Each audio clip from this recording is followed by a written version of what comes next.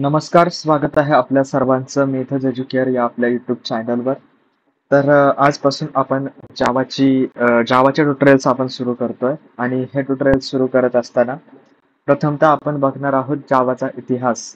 म्हणजे जावा नेमकी कशी डेव्हलप झाली, जावा नेमकी कोणी डेव्हलप केली, जावा कुठे डेव्हलप झाली आणि जावा कधी डेव्हलप झाली आणि त्या इतिहासामध्ये नेमकी काय काय घडत गेलं. म्हणजे जावा डेव्हलप होत असताना नेमकी कोणत्या फेज मधून ती डेव्हलप झाली, त्याचे कारण काय होते, कशासाठी जावा डेव्हलप झाली, हे सगळे रिझन्स आपण आजच्या या व्हिडिओमध्ये बघणार आहोत. तत्पूर्वी आपणा सर्वांना विनंती आहे की मराठी भाषेमध्ये जावा शिकवण्याचा एक प्रयत्न करतोय.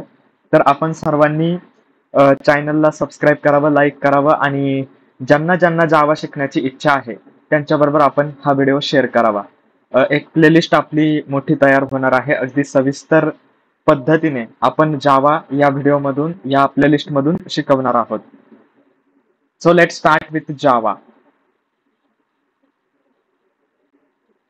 मग जावा शिकत असताना जावाचा उगम नेमकी कसा झाला, यापासून आपण सुरुवात करूया. ओरिजिन ऑफ जावा पासून आपण सुरुवात करूया. तर 1990 मध्ये म्हणजे 1990 मध्ये सन मायक्रो सिस्टीम्स इनकॉर्पोरेशन नावाची एक युनायटेड स्टेट्स मध्ये कंपनी आहे. तर या कंपनीमध्ये एक प्रोजेक्ट त्यांना करायचा होता. तो प्रोजेक्ट असा होता की त्यांना अ, एक असं इलेक्ट्रॉनिक डिव्हाइस साठी एक असं सॉफ्टवेअर त्यांना तयार करायचं होतं की जे रिमोट कंट्रोल इलेक्ट्रॉनिक डिव्हाइस असेल आणि त्याच्यासाठी एक सॉफ्टवेअर तयार करायचं होतं. तर असा प्रोजेक्ट त्यांच्याकडे 1990 ला आला. म्हणजे सन मायक्रो सिस्टीमने तो प्रोजेक्ट इनिशिएटेड केला. तर त्या प्रोजेक्टला त्यांनी पहिल्यांदा नाव दिलं स्टिल्थ प्रोजेक्ट. काय नाव दिलं त्या प्रोजेक्टला? त्यांनी पहिल्यांदा स्टिल्थ प्रोजेक्ट असं नाव दिलं. परंतु नंतर ते नाव काही कारणास्तव चेंज करण्यात आलं. त्याचं नाव दिलं त्यांनी ग्रीन प्रोजेक्ट. आणि मग तो प्रोजेक्ट सुरू झाला. कधी सुरू झाला? 1991 मध्ये तो प्रोजेक्ट सुरू झाला. मग 1991 मध्ये हा प्रोजेक्ट डेव्हलप करण्यासाठी अ, 4 लोकांची टीम निवडण्यात आली. त्यामध्ये पहिला होता बिल जॉय, दुसरे होते जेम्स गॉसलिंग, तिसरे होते माईक शेराडिंग आणि चौथे होते पॅट्रिक नाफ्टन. असे 4 जणांची नियुक्ती त्या प्रोजेक्टसाठी करण्यात आली. मग हे 4 जण जे होते, Bill Joy, James Gosling, Mike Sheridan आणि पॅट्रिक नाफ्टन, हे या प्रोजेक्ट बद्दल डिस्कशन करण्यासाठी अस्पेन कॉलोरॅडो, हे युएस मध्येच आहे, युनायटेड स्टेट ऑफ अमेरिका मध्ये आहे. 1991 मध्ये हे सर्वजण अस्पेन कॉलोरॅडो मध्ये ह्या प्रोजेक्टवर डिस्कशन करण्यासाठी डेव्हलपमेंटची दिशा कशी असली पाहिजे, या प्रोजेक्टची डेव्हलपमेंट कशी करायची, टूल्स कोणते वापरायचे, एसडीएलसी कशी यूज करायची, हे सगळं डिस्कशन करण्यासाठी हे अस्पेन मध्ये एकत्र जमले.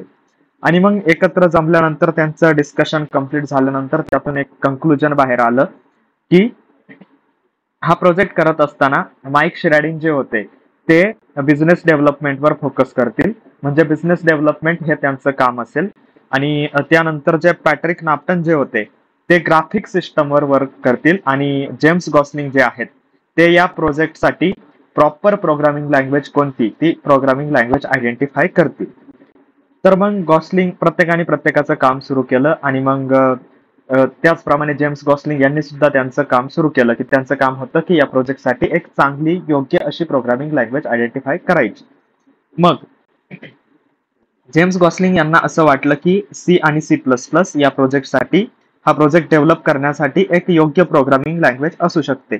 परंतु नंतर त्यांनी ते आयडेंटिफाय करत असताना त्यांना असा एक प्रॉब्लेम जाणवला, एक प्रॉब्लेम त्यांनी फेस केला की सी आणि सी प्लस प्लस ह्या ज्या प्रोग्रामिंग लँग्वेज आहे या लो लेवल प्रोग्रामिंग लँग्वेज आहे आणि विशेषतः त्या सिस्टीम डिपेंडंट प्रोग्रामिंग लँग्वेज आहे.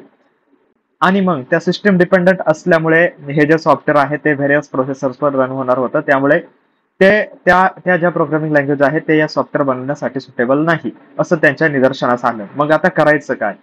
आणि मग जेम्स गॉसलिंग यांच्यासमोर मोठा प्रश्न उभा राहिला आणि मग त्यांनी ठरवलं की आता आपण काय करू, तर आपण आपलीच एक नवीन प्रोग्रामिंग लँग्वेज तयार करू की जी सिस्टीम इंडिपेंडंट प्रोग्रामिंग लँग्वेज असेल. आणि मग ती लँग्वेज डेव्हलप करायला त्यांनी सुरू केलं. कोणती लँग्वेज? जी पूर्णतः सिस्टीम इंडिपेंडंट असेल. मग त्या लँग्वेजला त्यांनी सुरुवातीला नाव दिलं ओक असं नाव दिलं. परंतु ओक हे नाव ऑलरेडी कोणीतरी घेतलेलं होतं किंवा कुठंतरी दिलेलं होतं, ट्रेडमार्क केलेलं ते नाव होतं आणि म्हणून त्यांनी ओक नाव काढून टाकलं आणि पुन्हा एकदा त्याला नाव दिलं जावा. आता मग जावाच का असा प्रश्न अनेकांना पडेल. जावा हे नाव आलं कुठून? तर जेम्स गॉसलिंग आणि त्यांचे टीम मेंबर्स जे होते, म्हणजे जेम्स गॉसलिंग असतील, बिल जॉय असतील, माईक शेराडिन असतील आणि पॅट्रिक नाफ्टन असतील, हे जे त्यांचे टीम मेंबर्स होते, या सर्वांनी जावाची डेव्हलपमेंट जेव्हा चालू होती तेव्हा खूप प्रमाणामध्ये ते चहा वगैरे प्यायचे. खूप मजेशीर आहे हे. आणि मग त्यांना असं वाटलं की ही लँग्वेज एवढी चांगल्या प्रकारे डेव्हलप झाली तर आपल्यामुळे ती डेव्हलप झाली आहे, परंतु आपण जो चहा त्या दरम्यान, त्या डेव्हलपमेंटच्या फेजच्या दरम्यान प्यायचो, त्या चहाचा सुद्धा ही चांगली लँग्वेज डेव्हलप करण्यामध्ये एक भूमिका आहे, एक रोल त्या चहाचा आहे. आणि म्हणून त्यांनी काय केलं की त्या चहाचा एक वेगळा रोल ही लँग्वेज डेव्हलप करण्यामध्ये असल्यामुळे त्या लँग्वेजचं नाव त्यांनी जावा असं दिलं. जावा हा एक चहाचा प्रकार आहे, कॉफीचा प्रकार आहे. आणि म्हणूनच आज जर आपण बघितलं तर जावाचं जे चिन्ह आहे, जावाचा जो सिम्बॉल आहे, तो एक टी कप आणि सॉसर असा आहे. तर असा हा सिम्बॉल आहे. मग त्यानंतर जावा लॉन्च कशी झाली आणि जावाची ग्रोथ कशी झाली हे आपण बघणार आहोत. अशा प्रकारे जावाची डेव्हलपमेंट झाली आणि जावाला ते नाव देण्यात आलं.